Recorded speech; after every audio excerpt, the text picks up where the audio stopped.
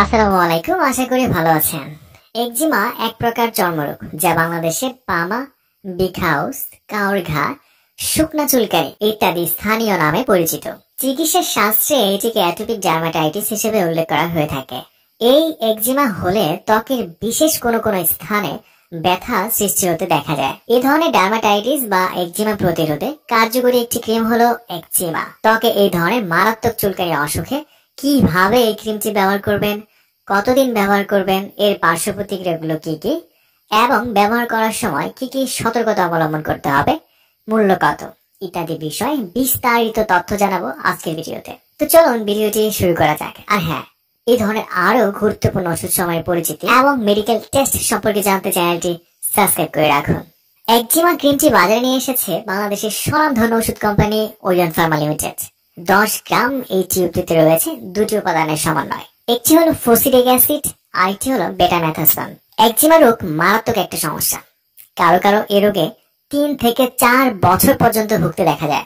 অনেক চিকিৎসা করার পরেও একজিমা পুরোপুরি নির্মূল হয় না। দীর্ঘদিন এই চুলকানি থাকার ফলে শরীরের চামড়া অনেক মোটা এবং কালো হয়ে যেতে পারে। চিকিৎসকদের মতে জিনগত কারণে একজিমা হতে পারে। ত্বকে যদি ব্যাকটেরিয়া থাকে, কোনো কারণে অ্যালার্জি হয়, তাহলেও হতে পারে এই মারাত্মক রোগ। বাচ্চাদের ক্ষেত্রে খাবার অ্যালার্জির কারণে হতে পারে একজিমা।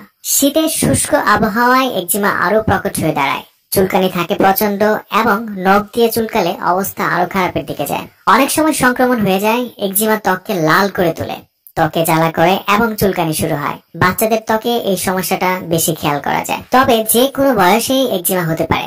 একবার একজিমা হলে তা সহজে সারতে চায় না।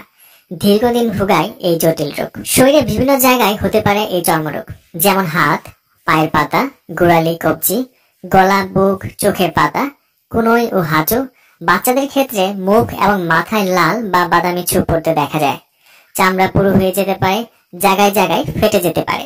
একজিমার লক্ষণ হলো ত্বক শুকনো হয়ে যাবে, জ্বালা যন্ত্রণা করবে, চুলকানি করবে। বিশেষ করে রাতে বেশি চুলকানি হতে পারে। বেশি চুলকালে ছোট ছোট গুটি হতেও দেখা যায়। আপনি একটা জিনিস শুনলে অবাক হতে পারেন, এত আধুনিক যুগে এসেও একজিমা ভালো করার কোনো ঔষধ আজ পর্যন্ত বিজ্ঞানীরা খুঁজে বের করতে পারেনি। তবে এই রোগ হলে চিকিৎসা করা হয়ে থাকে। বেশিরভাগ ক্ষেত্রে চিকিৎসা করলে এবং ঠিক মতো নিয়ম মেনে চললে এই একজিমা রোগটিকে ভালো হতে দেখা যায়। আবার কারো কারো ক্ষেত্রে চিকিৎসা করার পর একজিমা সেরে যায় ঠিকই, কিন্তু কিছুদিন পর আবার ফিরে আসে। এই একজিমা রোগটির চিকিৎসায় একজন ডক্টর সব থেকে বেশি যে ওষুধটি প্রেসক্রিপশন করে থাকে তা হচ্ছে এই একজিমা ক্রিম। সবকিছু ঠিকঠাক থাকলে এবং নিয়ম মতো মেনে ক্রিমটি ব্যবহার করলে একজিমা আর ফিরে আসতে দেখা যায় না। ক্রিমটি খুবই পাতলা করে ক্ষত স্থানে 2 থেকে 3 বার প্রয়োগ করতে হয়। তবে ভাইরাস, টিউবারকুলার বা ছত্রাকে আক্রান্ত ত্বকে এছাড়া আলসারজনিত রোগে এই ক্রিমটি ব্যবহার করা উচিত নয়। এছাড়া ফসিলিক অ্যাসিড ও বেটামেথাসোন উপাদানের প্রতি কোনো সংবেদনশীলতা থাকলে তাহলেও এই ক্রিমটি ব্যবহার করা যাবে না। মুখে এবং পাতলা ত্বকে এই ক্রিমটি ব্যবহার না করাই উত্তম। ব্যবহার করার আগে একজন ডাক্তারের সাক্ষাৎ পরামর্শ নিয়ে ব্যবহার করুন, কারণ তিনি আপনার শারীরিক অবস্থা দেখে বুঝে সঠিক মাত্রাটি নির্ধারণ করে দিতে পারবেন।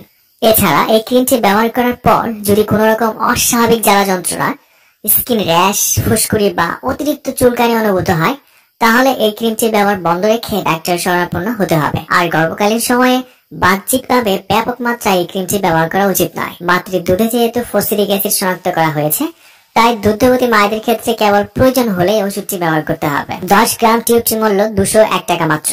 কেনার আগে এর মেয়াদ উত্তীর্ণ তারিখ দেখে ক্রয় করবেন এবং 30 ডিগ্রি সেন্টিগ্রেড তাপমাত্রার নিচে সংরক্ষণ করবেন এবং সকল ওষুধ শিশুদের নাগালের বাইরে রাখবেন। একজিমা প্রতিরোধে শক্তিশালী একজিমা ক্রিমটি একজন ডাক্তারের পরামর্শ নিয়ে ব্যবহার করতে পারেন। নিয়ম মতো জীবনযাপন করলে এবং ক্রিমটি ঠিক মতো ব্যবহার করলে এই দুরারোগ্য ব্যাধি থেকে মুক্তি পাওয়া সম্ভব। একজিমা ক্রিম সম্পর্কে আপনার আর যদি কোনো প্রশ্ন থাকে তাহলে আমাকে কমেন্টস করে জানাতে পারেন, আমি সেখানে উত্তর দেওয়ার চেষ্টা করব। আজ এই পর্যন্তই, আগামীতে আবার দেখা হবে। সেই পর্যন্ত ভালো থাকবেন।